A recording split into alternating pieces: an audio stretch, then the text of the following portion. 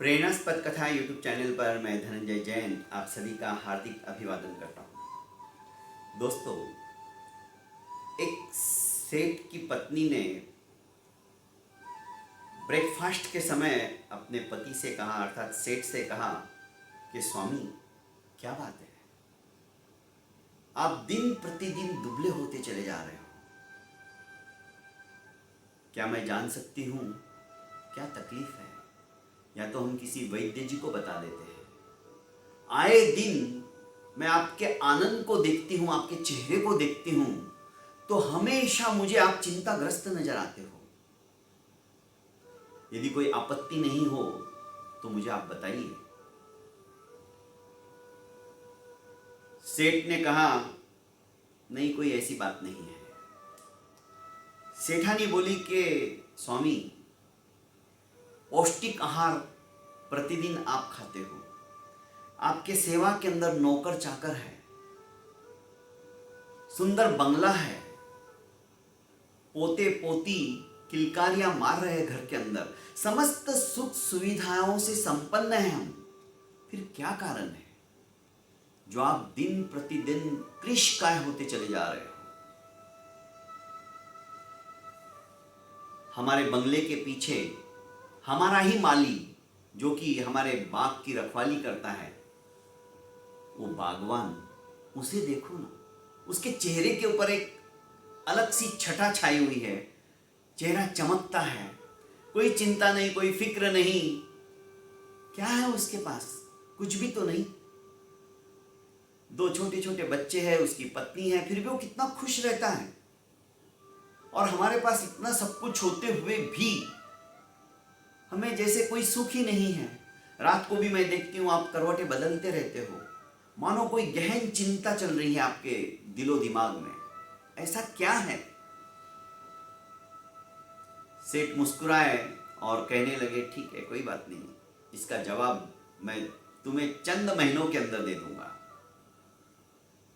बात आई गई हो गई। दूसरे ही दिन सेठ ने एक थैली निकाली सुंदर सी, और उसके अंदर चांदी के 99 सिक्के डाल दिए, 99 सिक्के डाल दिए। और वो सिक्कों की थैली जो उनका माली था, उसके झोपड़ी के बरामदे के आगे रख दी। जैसे ही प्रातःकाल यह माली उठता है और बाहर आकर देखता है कि सिक्कों की थैली भरी पड़ी है, खोलता है, गिनता है, पूरे 99। सोचने लगा, एक कम रह गया, यदि पूरे 100 होते तो मेरे पास 100 चांदी के सिक्के हो जाते। बस अब पाई पाई करके इकट्ठा करने लगा एक सिक्का बनाने के लिए। सेठ के पास कोई कमी नहीं थी, चांदी के क्या, वो सोने के सिक्के भी रख सकता था, इतना पैसा था। अब ये माली धीरे धीरे बचत करने की सोचने लगा। पत्नी को भी कहने लगा कि अब जो हम दोनों तीनों टाइम खाते हैं, अब सिर्फ 2 ही बार खाएंगे, महंगी चीज नहीं लाएंगे घर में। धीरे धीरे वो जो कुछ उसको पगार मिलता था, उसमें अपना घर का खर्चा खत्म करने के बाद में भी बचाने की कोशिश करता था, ताकि उन पैसों से वो एक सिक्का खरीद सके और 99 के बजाय उसको 100 कर सके। दोस्तों, 99 का चक्कर ही ऐसा होता है। 2 महीने नहीं हुए होंगे, यह माली भी कृशकाय होने लगा। चेहरे पर जो चमक थी समाप्त हो गई। दिन रात वही चिंता के एक सिक्का मैं कहां से लाऊं, कैसे करूं, कैसे बढ़ाऊं और मैं 100 कर लूं पूरे। हमारी जो इच्छाएं होती है ना दोस्तों, अनंत आकाश की तरह अनंत होती है। इच्छाएं समाप्त नहीं होती है, हमारी इच्छाएं उत्तरोत्तर बढ़ती ही चली जाती है। साइकिल है हमारे पास तो हम सोचते हैं कि कब मेरे पास मोटरसाइकिल आए, मोटरसाइकिल वाला सोचता है कि कब मेरे पास में कार आए, कार वाला सोचता है कि मैं ऊंची कार और कब लूं, मर्सिडीज या BMW कब आए मेरे घर में। धीरे धीरे हमारी जो महत्वाकांक्षाएं रहती है आकाश की तरह अनंत है, बढ़ती ही चली जाती है, इसका अंत कभी नहीं होता है। फलस्वरूप यही कारण है कि हम चिंता और दुख के मारे परेशान हो जाते हैं। सेठ ने अपनी सेठानी से कहा कि तनिक अपने माली के हालचाल तो पूछो, उसको देखो तो सही, उसके क्या हालचाल है। सेठानी ने 3 महीने के बाद जब माली की तरफ नजर दौड़ाई तो हतप्रभ हो गई। कहने लगी, स्वामी क्या बात है, इसकी ऐसी हालत कैसी क्या हो गई? इसकी पगार तो आपने कम तो नहीं कर दी, इसे जैसे चिंता खाए जा रही है। सेठ ने मुस्कुराते हुए सारी हकीकत उसको बता दी। उसको कहा कि सेठानी, ये सिर्फ 99 का चक्कर है।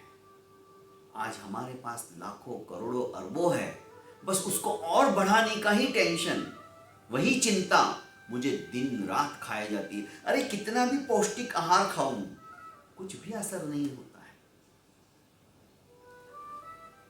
कहने का अभिप्राय है, कहानी का सार ये दोस्तों कि हम नाशवान वस्तुओं के प्रति कितना ममत्व करते हैं। उसको बढ़ाने के लिए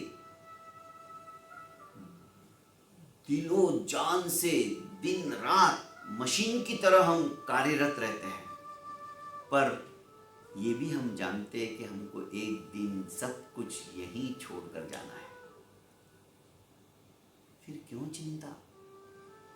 अरे 1 पीढ़ी 2 पीढ़ी नहीं, 7 पीढ़ी तक का भी हम कमाने की रख के सोचते हैं, पर क्या कल क्या होगा ये हम नहीं जानते।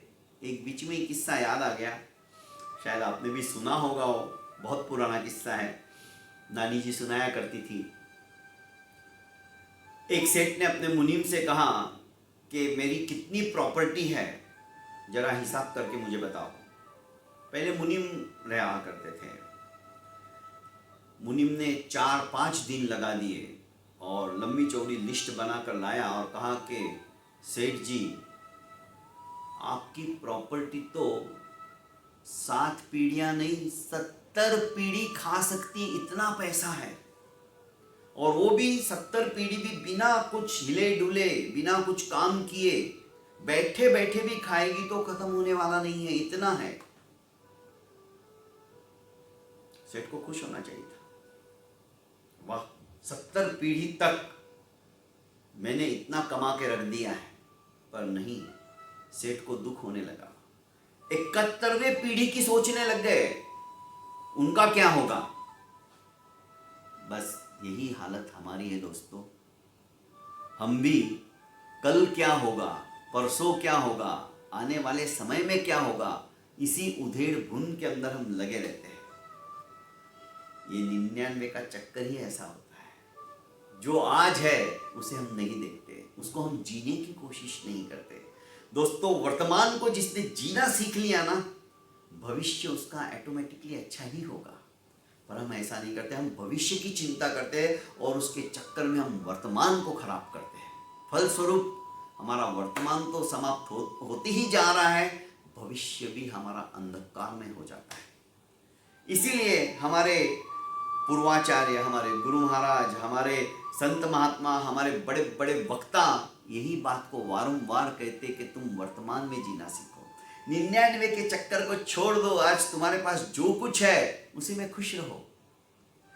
पर दोस्तों, जब तक 99 का चक्कर रहेगा तब तक हम दुखी होते रहेंगे, और दुख से मुक्ति पाना है तो इस ममत्व को हमें छोड़ना होगा। बहुत बहुत धन्यवाद।